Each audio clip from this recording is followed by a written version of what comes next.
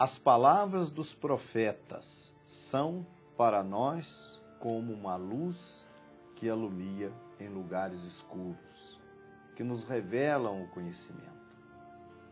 Eu gostaria de, neste estudo da Torá, do Tanar, da Palavra de Deus, citar aqui uma profecia dita por Isaías, no capítulo 33, do versículo 14 a 16, que diz o seguinte: Eis que vem dias, diz o Senhor, em que cumprirei a palavra boa que falei à casa de Israel e à casa de Judá.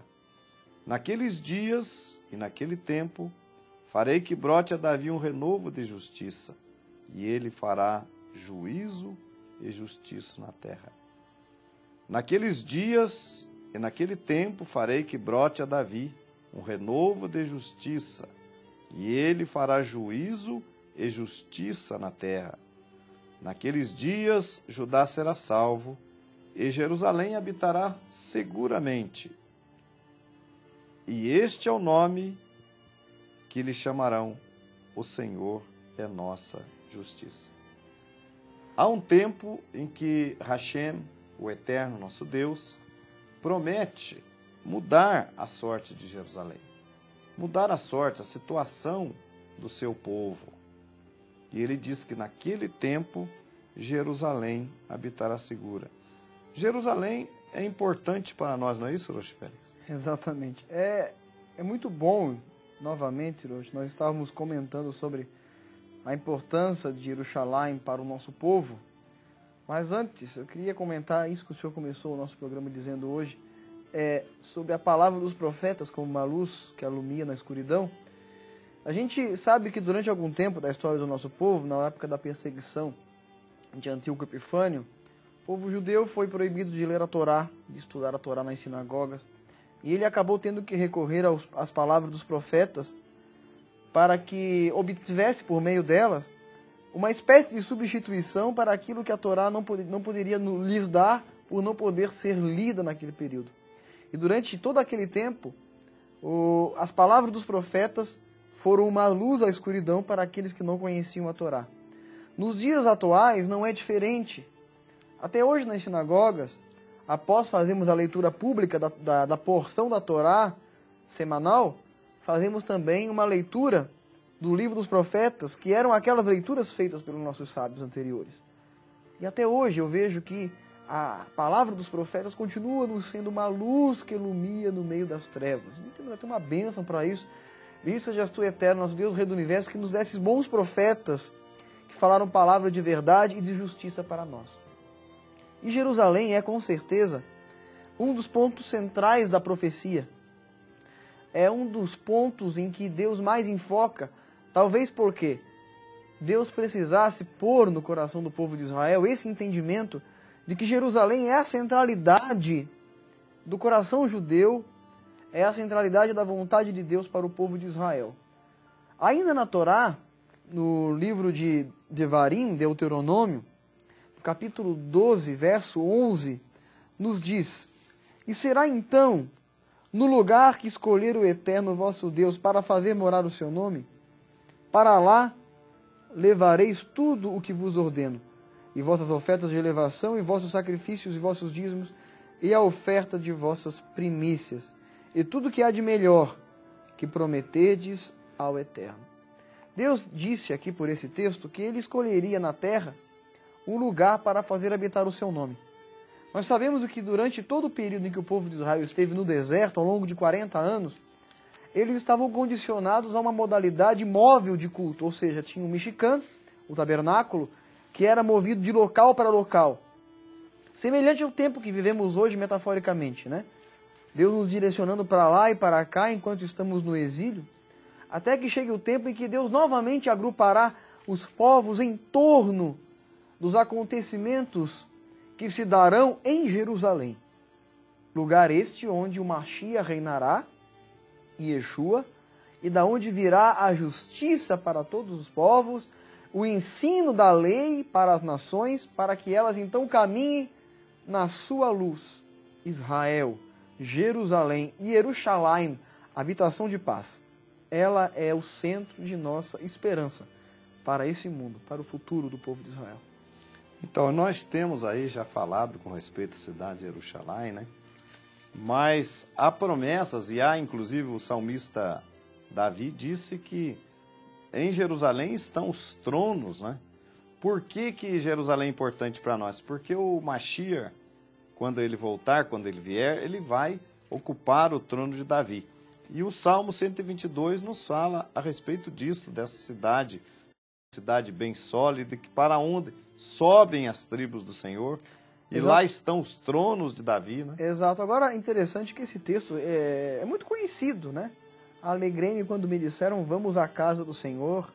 Só que as pessoas interpretam isso, né? Como sendo um templo. Um templo, uma igreja, ou um lugar onde você se reúne para cultuar a Deus. Não, não está falando disso. Porque o versículo continua, né? Ele diz assim, regozijei-me quando me disseram, vamos à casa do Eterno. Chegaram nossos pés às tuas portas, ó Jerusalém. És uma cidade edificada e coesa para unir, né? Uma cidade para unir. Por que unir? Deus queria fazer de Jerusalém um ponto central onde ao redor dela pudessem se reunir os justos da terra. Todas as tribos do Eterno que a ti se dirigiam como um testemunho de todo Israel para erguer graças ao nome do Eterno. Ali foi estabelecido o tribunal da justiça e o trono da casa de Davi. Veja bem, Rocha, por que fala que ali estão os tronos de justiça, ou o tribunal da justiça, e o trono da casa de Davi? Porque ela será ao mesmo tempo uma centralidade, era no princípio do período inicial da existência de Jerusalém. Ela era o centro legislativo de todo o povo de Israel. Lá estava o Sinédrio, mais especificamente dentro do templo, que era vamos dizer assim, o tribunal central, a instância máxima da jurisprudência judaica, era o Sinédrio, e estava dentro do templo. E lá também estava a cidadela de Davi, lugar onde ele reinou e onde deveria reinar o Mashiach, seu descendente. Então, o governo e a legislação, o poder legislativo e o poder executivo reunido em Jerusalém. Então a palavra do profeta Jeremias nos fala deste tempo também, nos fala da época em que Deus suscitaria a Davi um sucessor para ocupar ali o seu trono, né? Exatamente. Eu gostaria de ler nos escritos da Ketuvim Netzarim, ou do chamado conhecido entre o povo como Novo Testamento, uma palavra que ficou registrada, uma profecia que ficou registrada em Lucas, no capítulo 1, que fala também com respeito à nossa cidade de Jerusalém. Diz o seguinte aqui no capítulo 1, versículo 32. E este será grande, será chamado Filho do Altíssimo, e o Senhor Deus lhe dará o trono de Davi, seu pai. E reinará eternamente na casa de Jacó, e o seu reino não terá fim. Aqui nos é dito que o Mashiach vai reinar. Você acabou de ler aí que lá em Jerusalém estão os tronos, está o trono, né? Exatamente, de justiça, da casa de Davi. da casa de Davi. E aqui nos diz que o Mashiach vai reinar lá, nesta cidade. Exato. Agora, os profetas, de um modo geral, nos dão uma imagem messiânica, uma imagem desse Messias, não apenas como um rei, né? Mas exercendo o duplo ofício. Fala que haverá paz entre as duas casas, entre os dois ofícios. O ofício sacerdotal e o ofício real. Porque durante muito tempo, na história do povo de Israel, enquanto os sacerdotes prisavam pela justiça do povo, em tese, muitos até nem tanto, né? A casa de Davi, por muitos dias, se prostituiu, fez coisas erradas, muitos descendentes de Davi fizeram coisas erradas. Então Deus prometeu que haveria paz entre as duas casas, a casa do real e a casa sacerdotal. Então esse Messias, que depois é considerado pelos próprios escritos da Nova Aliança, mencionando o próprio texto dos Salmos, que ele seria sacerdote também, segundo a ordem de Melquisedeque, ou seja, assim como Melquisedeque não possuía uma genealogia levítica e era considerado sacerdote, também o mesmo Messias, não sendo levita, seria considerado sacerdote do Deus Altíssimo. Então ele exercerá no milênio um papel tanto, e nos dias de hoje já exerce um papel sacerdotal junto ao Pai, mas nos dias do seu reinado, um papel tanto de sacerdote quanto de rei. E além disso, também de legislador, porque ele regerá os povos de acordo com a lei de Hashem, a Torá de Israel. É muito importante. Muitas pessoas perguntam para nós, né, se será reconstruído o templo, né? Exato.